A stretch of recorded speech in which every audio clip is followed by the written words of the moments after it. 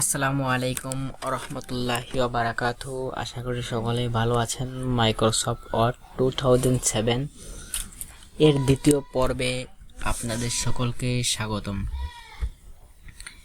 আশা করি সকলেই ভালো আছেন। চলুন কথা না বাড়িয়ে আমরা মাইক্রোসফট অফিস ওয়ার্ড 2007 ওপেন করে আমাদের কাজ শুরু করে দিই।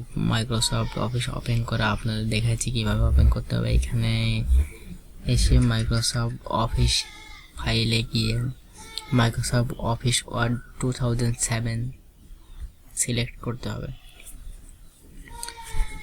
গতদিন আমরা ক্লিপবোর্ড এবং ফন্ট এই দুইটা বারের কাজ শিখছিলাম। আজকে প্যারাগ্রাফ অ্যান্ড স্টাইল এর কাজ শিখব। প্রথমে আমি একটা লেখা কপি করা আছে, এটা পেস্ট করি। এটা হয়তো পেস্ট করা নেই, কপি করা নেই, আমি আবার কপি করে নিয়ে আসতেছি। এখান থেকে এই জায়গা থেকে এটা কপি করে নিয়ে আসলাম। আমার দরকার নেই, আমি এটা কেটে দিচ্ছি। এটা ওয়ার্ডে এসে পেস্ট করব।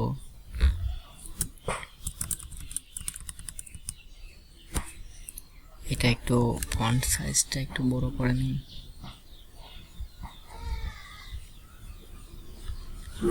আজকে আমরা যে বিষয়টা নিয়ে দেখবো সেটা হচ্ছে যে প্যারাগ্রাফের প্রথমে এইটা আছে, এটা হচ্ছে আপনার বুলেটের কাজ হচ্ছে এখান থেকে দিলে পরে একটা গোল একটা বাটন আসছে কালো, যেটা কিনা আমাদের লিস্টের কাজে প্রয়োজন হয়। আমি যদি এখানে কিছু কয়েকটা নাম লিখি, যেমন আমি আমার নাম লিখতেছি ABTULLA,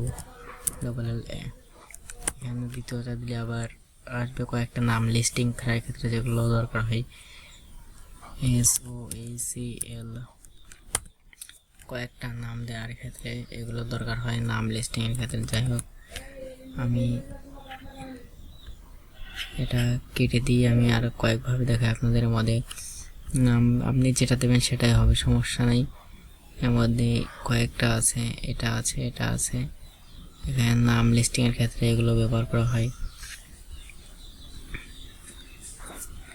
এই দুইটা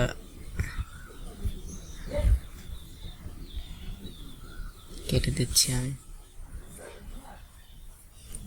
এখন আপনারা যদি মনে করেন কয়েকজন ক্রিকেটার নাম লিস্টিং করার প্রয়োজন হয়, সেই ক্ষেত্রে আপনি এইখান থেকে নাম্বার ক্লিক করতে পারেন। নাম্বার চলে আসছে, দেখতে পাচ্ছেন এখানে।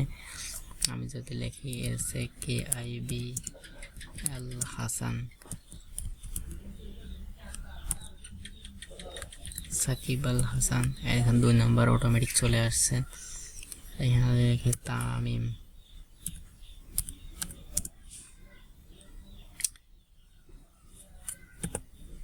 এখন আপনি যদি এরকম ভাবে কয়েকটা প্লেয়ারের নাম লিস্টিং করতে চান বা কোনো যে ক্ষেত্রে আপনাকে নাম্বার এবং বুলেটের সম্মুখীন হতে হবে,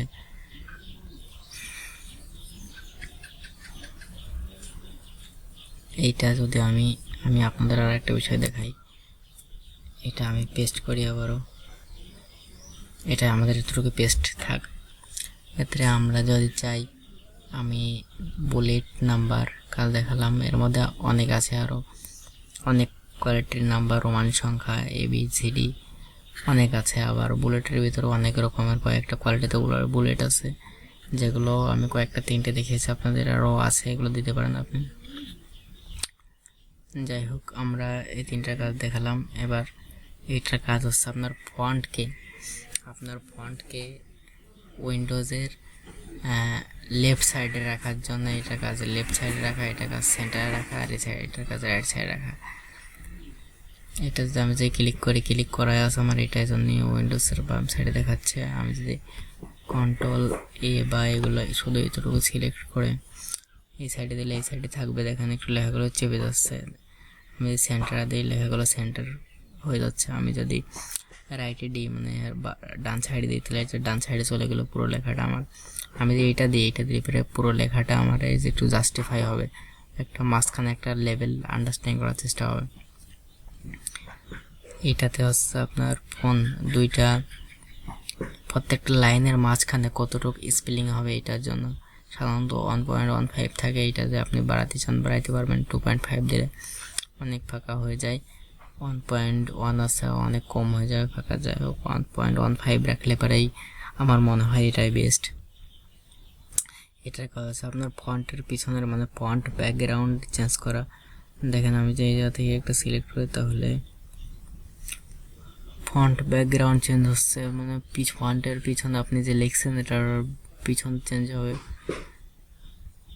এটাকে এরকমভাবে চেঞ্জ করতে হবে। এই জায়গা থেকে একটা কয়েকটা অপশন আছে, আমি আগে দেখাচ্ছি আপনাদেরকে, দেখার দরকার নেই। এটা আমি নো কালার রেখে দিচ্ছি।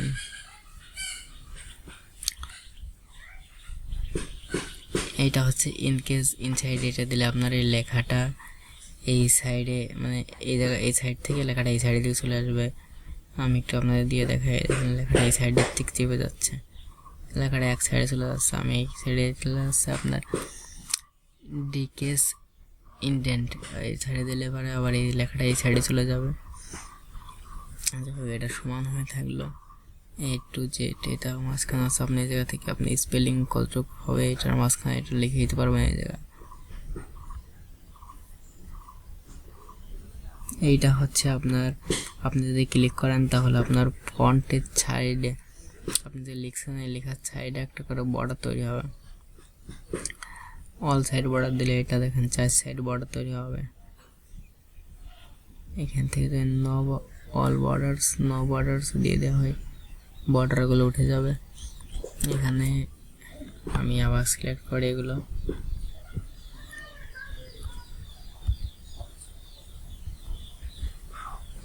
এটা সিলেক্ট করার পর এটা একটা পরে এটা হচ্ছে আপনার সাধারণ নর্মাল ফন্ট। এটা তার থেকে একটু ছোট একটা হেডিং টাইপের, এটা হচ্ছে আপনার হেডিং টাইপের ফন্ট। এটা হেডিং থেকে একটু বড় সাইজের ফন্ট। এটা হেডিং 3, 4, 5 টাইটেল এরকমভাবে আসতে থাকবে, এরকম বিভিন্ন কোয়ালিটির উপর। এটা হচ্ছে আপনার ফন্ট স্টাইল, হয়তো আপনি দেখতে পাচ্ছেন না, আমি একটু পরিবর্তন করে নিই। এটা হচ্ছে আপনার চেঞ্জ স্টাইল, এটা থেকে স্টাইল চেঞ্জ করতে হবে যাতে মানে এটা আপনার কোয়ালিটি ফন্ট চেঞ্জ কোয়ালিটি, ফন্টে যাতে ফন্ট চেঞ্জ হবে, যাতে ফন্টের কালার চেঞ্জ হবে, বিভিন্ন কালার আছে জায়গা থেকে ফন্ট চেঞ্জ হবে। তো আজকে এই ছিল আমাদের প্যারাগ্রাফ এবং স্টাইলের বিষয়। শুধুমাত্র আজকে আমরা হোমের বিষয়গুলো, দ্বিতীয় দিন ইনসার্ট, তৃতীয় দিন পেজ লেআউট এবং রেফারেন্স মেলিং, রিভিউ, ভিউ, এভাবে প্রত্যেকটা অপশন আমরা শেষ করবো ইনশাআল্লাহ। তো যারা এখনও আমার চ্যানেল সাবস্ক্রাইব করেননি সাবস্ক্রাইব করে, এবং আপনাদের কোথাও বুঝতে অসুবিধে হলে আমাদের কমেন্টে জানাবেন, অথবা ডিসক্রিপশনে আমার ফেসবুক পেজের আমার পার্সোনাল ফেসবুক আইডির লিঙ্ক দেওয়া থাকবে। এইখানে আপনারা ইনবক্সে আমার সাথে কথা বলতে পারেন। আসসালামু আলাইকুম ওয়া রাহমাতুল্লাহি ওয়া বারাকাতুহু।